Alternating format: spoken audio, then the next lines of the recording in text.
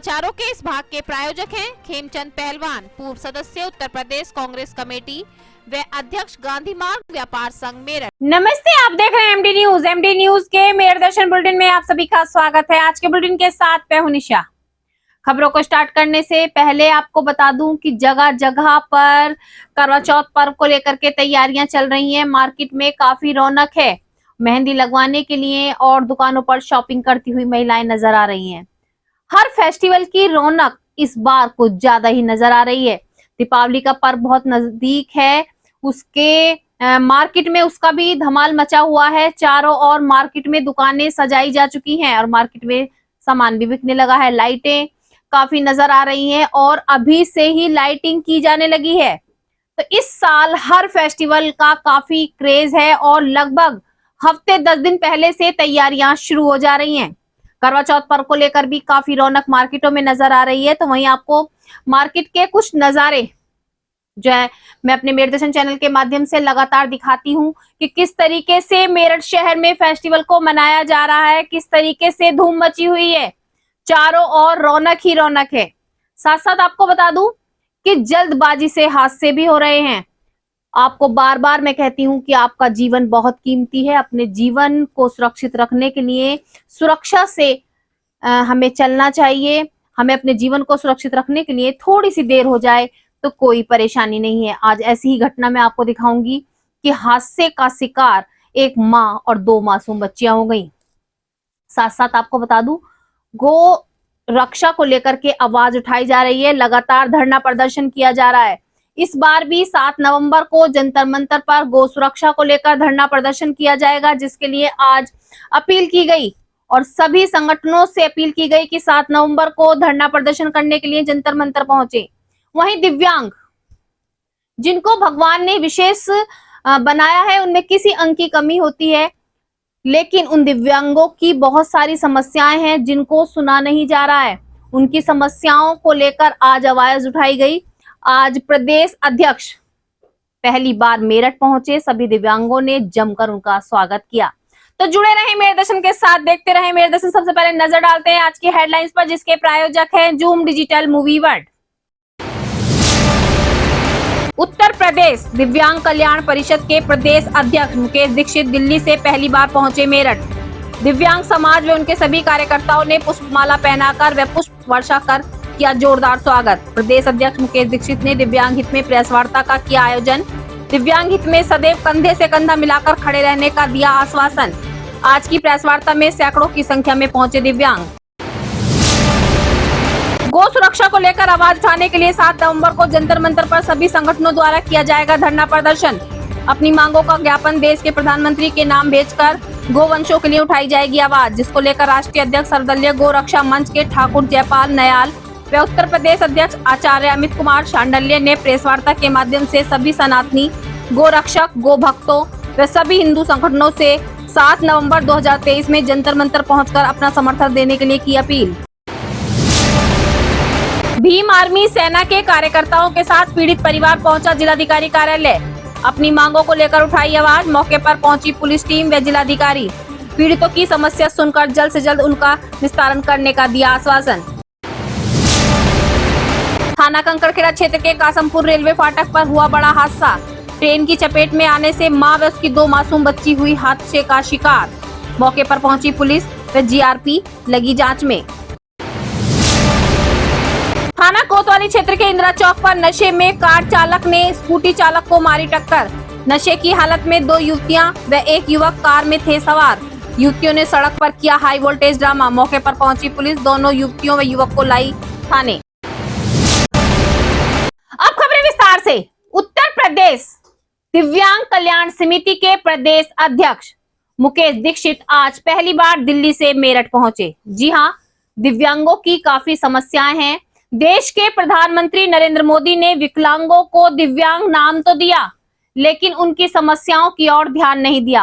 काफी समस्याओं से जूझ रहे सभी दिव्यांग बार बार अपने आवाज उठा रहे हैं, अपनी मांगों को लेकर ज्ञापन सौंप रहे हैं, लेकिन तब भी उनकी सुनवाई नहीं हो रही है। आज प्रदेश अध्यक्ष मुकेश दीक्षित ने एक प्रेस वार्ता का आयोजन किया, जिसमें दिव्यांगों की समस्या को जल्द से जल्द हल करने और देश के प्रधानमंत्री तक उनकी आवाज पहुंचाने का उन्हें आश्वासन भी दिया। साथ साथ उन्होंने कहा कि हर दिव्यांग के कंधे से कंधा मिलाकर वो खड़े हैं, कोई भी समस्या हो वो हमेशा उनके साथ खड़े रहेंगे। आज की प्रेस वार्ता में लगभग सैकड़ों की संख्या में दिव्यांग पहुंचे।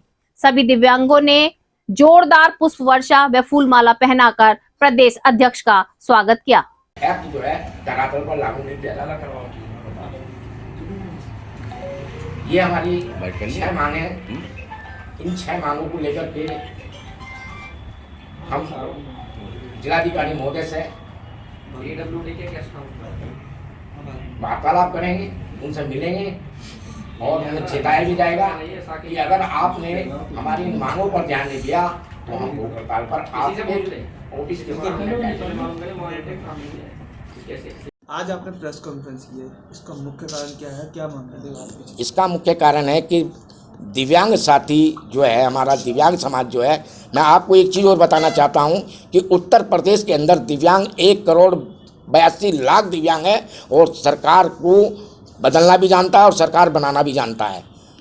मैं आपको एक चीज़ ये बताना चाहता हूं, अगर सरकार ने हमारी बात नहीं सुनी, हमारी बात नहीं मानी, तो सरकार के लिए दिव्यांग समाज एक बहुत बड़ा खतरा भी उत्पन्न कर सकता है।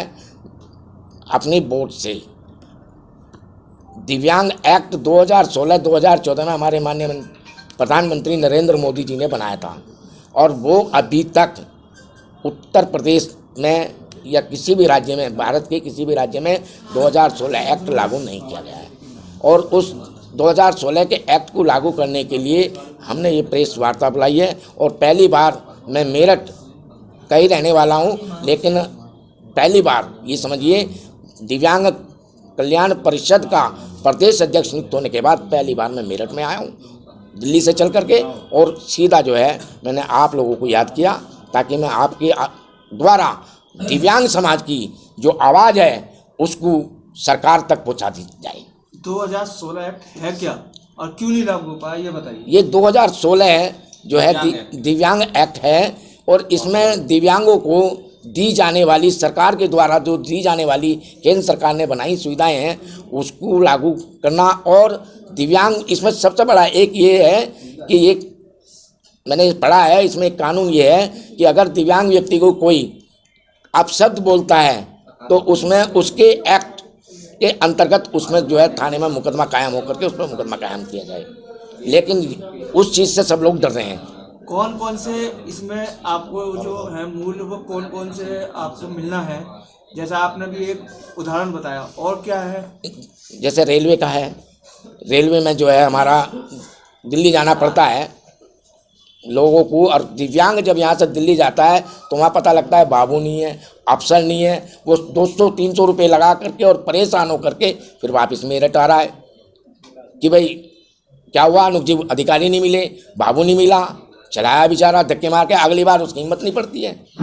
500 रुपये आज की तारीख में दिल्ली जाने आने में 500 रुपये का खर्चा आता है और दिव्यांग अकेला जाता नहीं है, दिव्यांग के साथ एक उसका सहयोगी होता है, तो इसलिए 500 रुपये का खर्चा पड़ता है और वो बेचारा अगली बार सहयोगी मिले तो चला जाएगा, नहीं मिला तो फिर वो बेचारा अपना बैठा है। दिव्यांग के साथ सबसे बड़ी समस्या ये है। बात अगर करें तो कानून क्यों नहीं लागू हुआ, क्यों ऐसा क्यों है अब तक? नहीं, ये देखिए इस चीज़ के लिए तो मैं नहीं आपको बता पाऊंगा क्योंकि हमारी सरकारें बताएंगी कि ये कानून क्यों नहीं अभी तक पटल पर लागू किया जाए। आपकी जो मुख्य मांग है वो बताइए, 6 मांग आपने बताई। सबसे मुख्य मांग है एक हमारी दिव्यांग जनों को रोजगार की, कि दिव्यांगों को रोजगार उपलब्ध कराया जाए। दूसरी मांग है प्राइवेट सेक्टर हो या सरकारी सेक्टर हो, दिव्यांग जनों को 10% आरक्षण दिया जाए। तीसरी मांग है दिव्यांग बच्चों को या जो दिव्यांग है उसको फ्री की शिक्षा उपलब्ध कराई जाए, उसको फ्री में शिक्षा दी जाए। चौथी जो मांग है वो रेलवे वाली आ गई है। पांचवी जो मांग है वो 2016 एक्ट वाली मांग है। और छठी जो मांग है दिव्यांग जनों को 10,000 रुपये प्रतिमाह पेंशन दी जाए। 2024 के जो चुनाव करीब हैं उसको लेके आज ही क्यों आपने मतलब कि करीब आने के नहीं अभी मैं पे और आप अपनी बात रखने के लिए आ गए? दरअसल मैं आपको बता दूं, इससे पूर्व में मेरठ महानगर का भारतीय जनता पार्टी का दिव्यांग प्रकोष्ठ का महानगर संयोजक हूँ। ये मेरा दूसरा ये है कि प्रदेश अध्यक्ष बनने के बाद दिव्यांग समाज का जो मुझे कल्याण बोर्ड परिषद का अध्यक्ष बनाया गया है, उसको लेकर के ये प्रेस वार्ता की जा रही है। आपने अभी कहा कि वोटों का बहिष्कार होगा, क्या वोटों का बहिष्कार करेंगे? आपने सीधा सीधा कहा भी कि वोटों का बहिष्कार करेंगे। देखिए, आप सरकार में होकर सरकार के खिलाफ बोल रहे हैं। नहीं, हम सरकार के खिलाफ नहीं बोल रहे हैं, हम सरकार को चेताना चाह रहे हैं। अगर बच्चा जब तक रोएगा नहीं, माँ उसे दूध नहीं पिलाएगी। जब तक बच्चा रोएगा नहीं तो माँ उसे दूध नहीं पिलाएगी। हमारे समाज को अभी 30% ये मालूम है कि 2016 का ये एक्ट बन चुका है, जो पढ़े लिखे हैं। बाकी 70% लोगों को जानकारी भी नहीं है। तो आपको तो उनको जागरूक करना चाहिए अपने। अब हम जागरूक करने के लिए तो हम निकले हैं, इसीलिए तो आपका सहारा लिया है। आपकी मांगे पूरी नहीं होती तो अगला कदम क्या होगा? अगला कदम हमारा ये होगा कि हम जिलाधिकारी का कार्यालय घेराव करेंगे। सर्वदलीय गोरक्षा मंच के राष्ट्रीय अध्यक्ष ठाकुर जयपाल नयाल व प्रदेश अध्यक्ष अमित कुमार सांडल्य द्वारा एक प्रेस वार्ता के माध्यम से सभी को जागरूक किया गया, सभी से अपील की गई गोरक्षा के लिए। जी हां, आप सभी जानते हैं गोवंश सड़कों पर घूम रहे हैं, गोवंशों की बहुत बुरी हालत हो रही है। एक और तो बड़े बड़े दावे किए जा रहे हैं गौ सुरक्षा के, लेकिन दूसरी ओर गो कटान भी चल रहा है, गो वन सड़कों पर घूम रहे हैं, जिसको लेकर के प्रदेश अध्यक्ष और राष्ट्रीय अध्यक्ष द्वारा बार बार आवाज उठाई जा रही है, धरना प्रदर्शन किए जा रहे हैं। जी हाँ, गोरक्षा सर्वदलीय मंच के जो प्रदेश अध्यक्ष हैं और राष्ट्रीय अध्यक्ष हैं, उनके द्वारा पहले भी धरना प्रदर्शन किया गया है और आने वाले 7 नवंबर को जंतर मंतर पर फिर से एक धरना प्रदर्शन किया जाएगा, जिसमें आज उन्होंने सभी से अपील की, सभी संगठन, गो भक्त, गो रक्षक और सभी हिंदू संगठन के कार्यकर्ताओं से उन्होंने समर्थन की मांग की। उन्होंने कहा सभी जंतर मंतर पर पहुंचकर गोवंशों की सुरक्षा के लिए आवाज उठाएं, धरना प्रदर्शन करें, ताकि जो गोवंश हैं उनको सुरक्षा मिल सके। पूरे देश भर में गोवंश सड़कों पर घूम रहे हैं, उनकी ओर ध्यान ही नहीं जा रहा है, जिसको गोवंशों को बचाने के लिए हम सबको एकजुट होना होगा, एक साथ होकर अपनी आवाज बुलंद करनी होगी। की जय। देश भर के सभी सनातनी हिंदू संत समाज, गौ भक्त, गौ रक्षक, सभी हिंदू संगठन, गौ रक्षा संगठन, सबको मेरा हाथ जोड़कर नमस्कार है, प्रणाम है। और सबसे एक निवेदन है, 7 नवंबर 1966 को धर्म सम्राट स्वामी करपात्री महाराज के द्वारा दिल्ली जंतर मंतर से लेके संसद भवन के गेट नंबर 2 तक एक विशाल गौरक्षा आंदोलन हुआ था। उसमें हमारे अनेकों साधु संत मारे गए और उससे भी ज्यादा भगदड़ में मारे गए। उसमें कुछ गौ माताओं का भी कत्लेआम हुआ। तत्कालीन सरकार, इंदिरा गांधी सरकार ने हमारे अनेक साधु संतों की हत्या कर दी थी। उसके बावजूद भी उन्होंने छोड़ा नहीं और तिहाड़ जेल में हमारे धर्म सम्राट स्वामी करपात्री महाराज को गुंडों से पिटवा के उनके सर में लोहे के राडों से, डंडे से मार के उनका आंखों की रोशनी चले गई थी। उसके बाद उन्होंने केदार घाट में जाके काशी में चाक्षुषी विद्या द्वारा, सूर्य चाक्षुषी विद्या द्वारा अपनी दोबारा आंखों की रोशनी प्राप्त की और फिर महान आंदोलन कई सालों तक करते रहे। बाद में काल का समय आया, वो चले गए, लेकिन वो आंदोलन आज तक जीवित है। सर्वदलीय गोरक्षा मंच के माध्यम से मैं हर साल जंतर मंतर पर जाता हूं, लगातार 25 साल से जा रहा हूं। पहले ज्योतिषपीठ के शंकराचार्य स्वामी माधवासम जी महाराज और काशी सुमेर पीठ शंकराचार्य स्वामी नरेंद्रानंद जी के नेतृत्व, उनके पीछे खड़े होकर उनकी सेवा में जाता था। अब यह आंदोलन स्वामी माधवासम जी महाराज के कहने से, उनके हैदराबाद आने के बाद एक संगठन का काम मुझे देने के बाद मैं इसको लगातार कर रहा हूं। इस बार 7 नवंबर को दिल्ली जंतर मंतर पर एक विशाल धरना प्रदर्शन, 1 दिवसीय है, शांतिपूर्ण। सरकार हमारी है, मोदी जी एक परम सनातनी हैं जिन्होंने अनेक काम किए हैं, हमारी गौ माता का भी कल्याण करेंगे, ये हमें पूर्ण विश्वास है। वो नरेंद्र है, नरेंद्र का मतलब नरों में इंद्र, तो वो नरेंद्र जरूर हमारी गौ माता के लिए भी सोचेगा। इसलिए हमारा कर्तव्य इतना ही है, हम हजारों लाखों की संख्या में दिल्ली आए और सरकार को बोले, चलो इस बार हे सरकार, हे मोदी जी, आप हमारे हैं, गौ माता भी हमारी है, इसके वंश की रक्षा के लिए हमारी सिर्फ 4 मांगे हैं। संपूर्ण गौ रक्षा हो, एक भी गाय को काटने वाले को 302 का मुकदमा लगे, गौ मंत्रालय का गठन हो और जितने भी हमारे भारत में करीब 8 से 10 करोड़ देसी गौवंश बचा है वर्तमान में, उन देसी गौवंश के रक्षा के लिए उनके भोजन पानी की व्यवस्था हमारी केंद्र सरकार करे, भले ही आप टैक्स लगाएं हमें, कोई प्रॉब्लम नहीं, लेकिन गौशालाओं में गाय सुरक्षित नहीं है प्रभु। देश में कहीं भी गाय सुरक्षित नहीं है। आप मध्य प्रदेश के रोडों में जाओ, आपको रोना आ जाएगा। हर रोड पर गायें बैठी हुई हैं, उनके ऊपर से ट्रक जा रहे हैं, बस जा रहे हैं, गाड़ियां जा रही हैं। आंखें नम हो गई। बीच में अभी मैं सतना गया था, पूज्य रामभद्राचार्य जी महाराज की कथा में, वहां के हालत देख के मुझे रोना आया। मैंने पूज्य रामभद्राचार्य जी महाराज से भी निवेदन किया। उन्होंने कहा जरूर इस बार हमारे मोदी जी से हम बात करेंगे, गौ माता को राष्ट्रमाता बनाया जाएगा। इस बार 7 नवंबर के दिन सुबह 8 से 10 बजे के बीच में संसद भवन के गेट नंबर 2 पर 1966 में बलिदान हुए साधु संतों को श्रद्धांजलि दी जाएगी। उसके बाद धर्म सम्राट स्वामी करपाती महाराज के चित्र के साथ हम लोग जंतर मंतर में बैठेंगे, दिन भर प्रदर्शन चलेगा। स्वामी काशी सुमेरु पीठ शंकराचार्य स्वामी नरेंद्रानंद जी महाराज के नेतृत्व में वहां पर दिन भर आंदोलन होगा और उनके पावन सानिध्य में ही अनेक साधु संत ज्ञानी पुरुष सब वहां आएंगे, अपनी अपनी बात रखेंगे।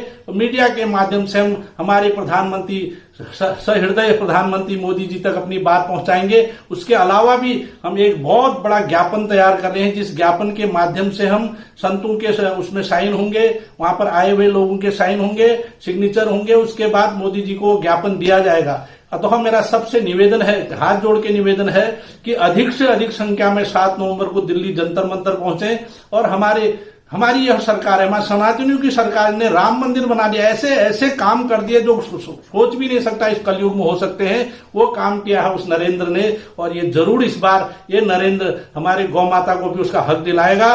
और ये आंदोलन भी नरेंद्रानंद सरस्वती जी के नेतृत्व में हो रहा है। यहाँ भी नरेंद्र, वहां भी नरेंद्र, जरूर ये हम सफल होंगे, यही मेरी आशा है।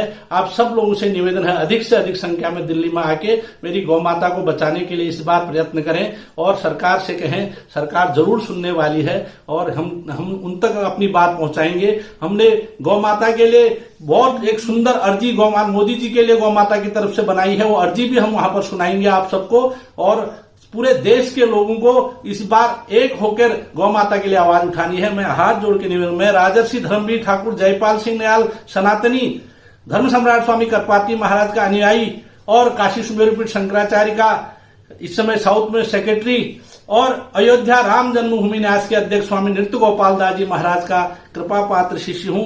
मैं इस आंदोलन को आप सबके कृपा से, आप सबके आशीर्वाद से चला रहा हूं। मुझे आपका आशीर्वाद चाहिए और इस आंदोलन को सफल बनाने में मेरी मदद कीजिए और मेरी गौ माता को उसका हक दिला दीजिए। बोलो गौ माता की जय। भीम आर्मी सेना के साथ पीड़ित परिवार आज जिलाधिकारी कार्यालय पहुंचा और अपनी समस्या के निदान के लिए आवाज उठाई। आज सैकड़ों की संख्या में जहां भीम आर्मी सेना के साथ पीड़ित परिवार और अन्य सदस्य पहुंचे तो उन्होंने कहा कि काफी परेशानी है, पीड़ित परिवार की ओर ध्यान नहीं दिया जा रहा है। पुलिस की मिली भगत भी बताई। उन्होंने कहा काफी समय हो चुका है लेकिन पीड़ित परिवार को इंसाफ नहीं मिला। जिलाधिकारी मौके पर पहुंचे, उन्होंने पीड़ित की समस्या को सुनकर उसकी समस्या का जल्द से जल्द निदान कराने के लिए कहा। साथ साथ उन्होंने कहा कि उनकी समस्याओं को आगे देश के प्रधानमंत्री तक पहुंचाया जाएगा। जैसा भी सरकार द्वारा निर्णय लिया जाएगा वो उनको बताया जाएगा। अभियुक्तों की अभी गिरफ्तारी नहीं हुई है। इसमें 2 अज्ञात लोगों के जो नाम है उनकी गिरफ्तारी नहीं है। इसके अलावा भी कुछ नाम प्रकाशित में है, अभी उनकी भी गिरफ्तारी नहीं है। एक तो हमारी इन सबकी गिरफ्तारी की दूसरा अनुसूचित जाति अनुसूचित जनजाति अत्याचार निवारण नियम 1995 के नियम उपनियम 1 में। मैं फिर आपसे कह रहा हूँ, अगर इस परिवार को जो आप आश्वासन देंगे, मैंने कई मामलों में देखा है, हम मांग करते हैं नौकरी की और आप क्या करते हो, संविदा पे लगा देते हो। वो हमें नौकरी संविदा पे नहीं चाहिए ना। तो ध्यान रखना, ये जिला बंद नहीं, जिला चल उठेगा। पहली बस ये मेरी चीज है, पहली प्रायोरिटी है। मेरी बात सुन लीजिए, आप मांग पत्र रखो। मैं कोई भी आप भैया परिवार की तरफ से मांग पत्र, मांग पत्र है डॉक्टर साहब बैठो, मैं मांग उन्होंने बता दी कि वो अपराधी इस इंस्पेक्टर से जुड़ा रहा। उसने पर्सनल नंबर पे कॉल किया। अभी तक ना तो कोई चौकी इंचार्ज ना कोई इंस्पेक्टर सस्पेंड हुआ, जिससे कि इस परिवार को संतुष्टि मिले।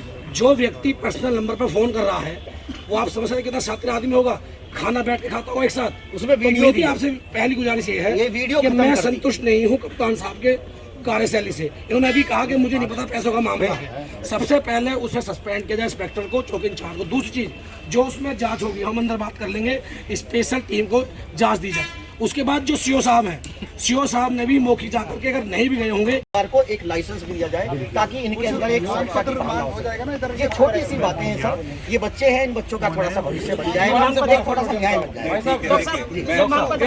परिवार से बात कर करेंगे। मैं इसलिए बोल रहा हूँ, देखिए मेरी बात, एक तो जो बातें इन्होंने बताई है वो मांग पत्र मैं ले रहा हूँ।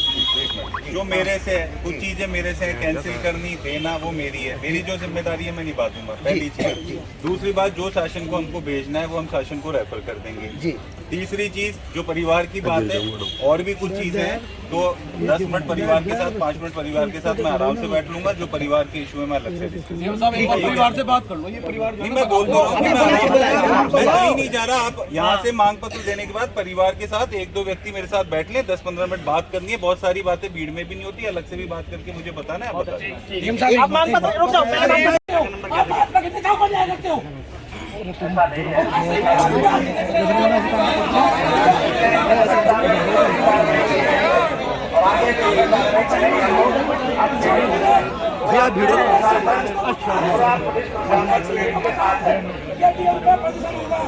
इस जिले के मालिक कौन है क्यों नहीं मौके किया? ये लाइन क्या करने वाली?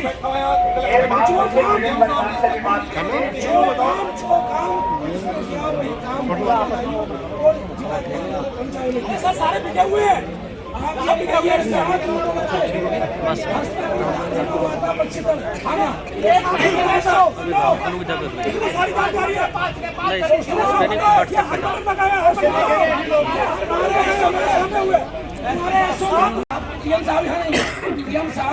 जनहित के लिए मीटिंग में एलआई क्या कर रही थी? अपराधियों ने एलआई काम क्या था कि ये जो हजारों लोग आएंगे ये डीएम साहब से मिलेंगे, तुम्हारा इंस्पेक्टर बैठ के वहाँ चाय पीता है, घटना परिषद में हुई, आपने जांच करी? सुनिए डीएम साहब, आपने जांच करी? उसने पर्सनल नंबर को कॉल किया उसे, इंस्पेक्टर को, वो अपराधी के साथ आदमी था, उसकी साथ बात थी, आपने सस्पेंड किया इंस्पेक्टर को, चौकी इंचार्ज को तुमने सस्पेंड किया? बताओ, वो जो नंबर पर कॉल करी उसने, वो सीओडी नंबर नहीं था उसका, वो इंस्पेक्टर का पर्सनल नंबर पर कॉल करी कि मैंने मार दिया। और आप किस बात की बात कर रहे हैं? 4 लाख रुपए कहाँ बैठ के आप न्यूज़ देखते, सोशल मीडिया देखते हैं,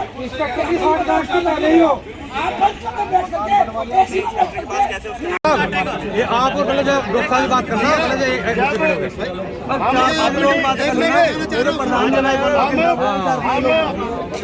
हम अपने पीड़ित परिवार के लिए न्याय के लिए आए हैं और न्याय की बात हम प्रशासन से करेंगे। और हमारे प्रशासनिक संरक्षक हमारे डीएम साहब हैं, तो डीएम साहब के माध्यम से हम अपनी मांगों को रखेंगे। हमारी जो मांगे हैं, हमारा जो प्रत्यावेदन हम देंगे, डीएम साहब की कुछ सवाल हो सकते हैं, ध्यान से। यातायात के नियमों का पालन करना बहुत जरूरी है। बार बार सभी को जागरूक किया जाता है कि वाहन चलाते समय सतर्क रहें, सीट बेल्ट बांधें, अगर आप बाइक पर हैं तो हेलमेट लगाएं, नशे की हालत में वाहन को ना चलाएं। लेकिन उसके बाद भी कुछ लोग बाज नहीं आते, अपनी जिंदगी के साथ खिलवाड़ करते नजर आते हैं। जी हाँ, आज भी एक घटना ऐसी हुई थाना कोतवाली क्षेत्र इंदिरा चौक पर। नशे की हालत में कार चलाते हुए कार चालक ने एक स्कूटी चालक को जोरदार टक्कर मार दी। बात यहीं खत्म नहीं हुई, कार के अंदर नशे की हालत में 2 युवतियां और एक युवक थे। युवतियों ने सड़क पर उतरकर हाई वोल्टेज ड्रामा किया। मौके पर पुलिस पहुंची, दोनों युवतियों को नशे की हालत में, साथ साथ उस युवक को भी थाने लेकर आई और जांच की जा रही है। कंकड़खेड़ा कासमपुर फाटक पर आज एक बड़ा हादसा हुआ। एक मां और उसकी 2 मासूम बच्ची हादसे का शिकार हुई। जी हां, मैं आपको बार बार यही बताती हूं कि यातायात के नियमों का जहां पालन करना जरूर है, वहीं पर अगर थोड़ी सी देर हमें हो जाती है नियमों का पालन करने में तो उससे ना घबराएं। फाटक पर अगर ट्रेन आ रही है और फाटक बंद है तो आपको इंतजार करना चाहिए। लेकिन आप भी देखते होंगे और मैंने भी देखा है कि बहुत से लोग ऐसे हैं कि अगर फाटक बंद है तो उसके नीचे से बाइक लेकर निकल रहे हैं, साइकिल लेकर निकल रहे हैं, पैदल यात्री भी फाटक को क्रॉस कर रहे हैं। अपनी जिंदगी से उन्हें ऐसा लगता है जरा भी प्रेम नहीं है, मोह नहीं है, अपने परिवार की चिंता नहीं है। और आज भी एक ऐसा ही हादसा हुआ। रेलवे फाटक बंद था, वहां पर एक ही परिवार की मां और 2 बच्चियां उस हादसे का शिकार हो गई। तेज रफ्तार में ट्रेन आई और ट्रेन की चपेट में दोनों तीनों आ गई। आप खुद सोच सकते हैं कि उस परिवार पर क्या बीत रही होगी। लेकिन कोई भी समझने के लिए तैयार नहीं है, नियमों का पालन करने के लिए तैयार नहीं है और अपनी कह सकते हैं कि अपनी जान के साथ, अपनी जिंदगी के साथ खिलवाड़ करते सभी नजर आ रहे हैं। आज के मेरे दर्शन बुलेटिन में बस इतना ही। तेज और ताजा खबरें जानने के लिए देखते रहिए मेरे दर्शन। यदि आप भी हमारे साथ जुड़ना चाहते हैं, ये स्पेशल बुलेटिन बनवाना चाहते हैं तो नीचे दिए गए नंबर पर संपर्क करें, सब्सक्राइब करें एमडी न्यूज मेरठ।